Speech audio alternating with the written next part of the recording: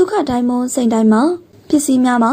passport စာအုပ်တအုပ်နဲ့ဖီချူရုပ်နဲ့ရုပ်သားပြန်လည်ရရှိခဲ့ကြောင်းကာယကံရှင်များကထုတ်ဖော်ပြောဆိုခဲ့ပါတယ်။မိသားစုဝင်၄ဦးနဲ့ဝန်ထမ်း၃ဦးစုစုပေါင်း9ဦးအသက်ဆုံးရှုံးခဲ့ရပါတယ်။စိန်တိုက်ဖြစ်တဲ့အတွက်တိုက်အောက်ရှိပြိုပြတ်သွားသောအုတ်နရများတွင်ရှိသောစိန်ပစ္စည်းများလည်းပြန်လည်မရရှိသေးပဲပစ္စည်းလာယူရန်အတွက်အကြောင်းကြား၍တွားရောက်ယူခြင်းတွင်ငယ်လေးရဲ့ passport နဲ့ဖီချူရုပ်နဲ့ရုပ်သားပြန်လည်ရရှိခဲ့တယ်လို့စိန်တိုက်ပိုင်ရှင်ဒေါ်မိုးတိတာရွှေနဲ့ခင်မုန်းဖြစ်သူကပြောဆိုခဲ့ပါတယ်။ပစ္စည်းစရင်တချို့တစ်ဝက်ကိုလည်း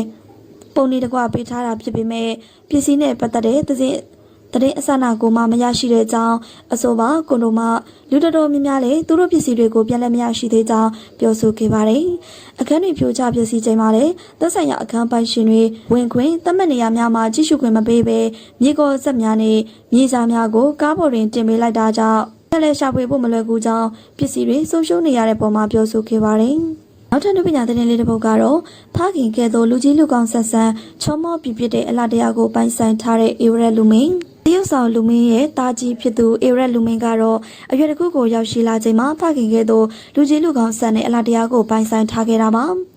ပရိသတ်တွေကတော့အေဝရက်လူမင်းရဲ့ပုံရိပ်တွေကိုထိုင်းမင်းသားလေးလို့တော့အထင်မှားခဲ့ကြတယ်လို့မှတ်ချက်ပေးခဲ့ကြပါတယ်။လူမင်းဟာတော့အေရက်လူမင်းနဲ့အေယာရီလူမင်းဆိုတဲ့တာတအုပ်နဲ့တမိတအုပ်ပိုင်ဆိုင်ထားသူပါ။ဒါဖြစ်သူအေရက်လူမင်းကတော့အရွယ်ကောင်းတစ်ခုကိုရောက်ရှိလို့နေပြီပဲဖြစ်ပါတယ်။နောက်ဆုံးပညာသတင်းတစ်ပုဒ်အနေနဲ့အွန်လိုင်းကနေလေးစားနေရတဲ့စကိုင်းမျိုးကရေခဲချောင်းတွေကိုအပြင်မှာတွေ့တော့ပို့ပြီးလေးစားတယ်လို့ပြောလာတဲ့အေတီတာ။တရုတ်ဆောင်အေတီတာကတော့ရန်ကုန်မြို့ကိုရောက်လာတဲ့စကိုင်းကရေခဲချောင်းတွေလေးနဲ့တွေ့ဆုံခဲ့တာပါ။တကုံစိတ်ကမှာရေခဲချောင်းအချောင်း300စတူဒီသာလာရောက်ကျွေးခဲ့တာဖြစ်ပြီးရေခဲချောင်းတော်လေးရှိုင်းစော်ကိုအပြင်မှာမြင်တွေ့ရခြင်းပို့ပြီးတော့လေးစားရတယ်လို့အီတီတာကပြောဆိုခဲ့ပါတယ်။သူမမြင်မှာတော့ရိုသားမှုရှိပြီးကိုချင်းစာစိတ်ရှိတယ်လို့မြင်တာကြောင့်သူမတွေမဟုတ်ပဲတနိုင်ငံလုံးကပါလေးစားကြလို့ချီးကျူးခံရသူလည်းဖြစ်ပါတယ်။ခင်မုန်းရဲ့သားဖြစ်သူတို့ကိုသာသနာပေါင်းတွေကိုသွတ်သွင်းပေးခဲ့တဲ့ပိုးကြပြုခင်ကတော့ယနေ့မှာသူမရဲ့အကြီးဆုံးသားနဲ့အတူခင်မုန်းဖြစ်သူတို့ကိုကိုရင်နဲ့ရဟန်းဖြစ်သာသနာပေါင်းတွေကိုတွတ်သွင်းခဲ့တာပါငလေလောက်ပြီးနောက်ပိုင်းမှာစတူဒီသားလူတွေနဲ့နေ့တိုင်းပြုလုပ်ခဲ့ပြီးငလေပေးသည့်ပြည်သူတွေကိုတစ်ဖက်တစ်လမ်းကနေကူညီပေးခဲ့ပါသေးတယ်လုံခဲ့တဲ့ရပိုင်းကမှမိသားစုပါကျုပ်ဆရာတော်ကြီးဖျားစီကိုတွားရောက်ပြီးကြီးညိုခဲ့တာပါပွဲကြပြုဟင်ဟာတာဖတ်2ယောက်စလုံးသမီးလေး2ဦးရဲ့မိခင်ဖြစ်အိမ်နောက်တာဝန်ကိုထမ်းဆောင်နေသူတယောက်လည်းဖြစ်ပါတယ်နောက်ထပ်ပညာသတင်းလေးတစ်ပုဒ်ကတော့